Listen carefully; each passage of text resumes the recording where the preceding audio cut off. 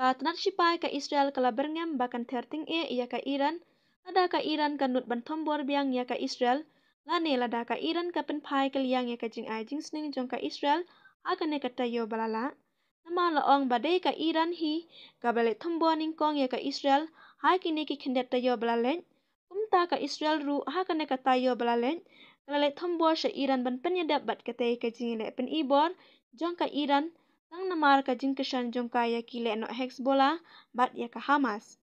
Ka Iran kalalik tombor ya ka Israel namar ka jing bitar, ya ka jing syak penyap uhe ka Hamas, kan ba udang don ha Iran, hakine ki bnai balalet.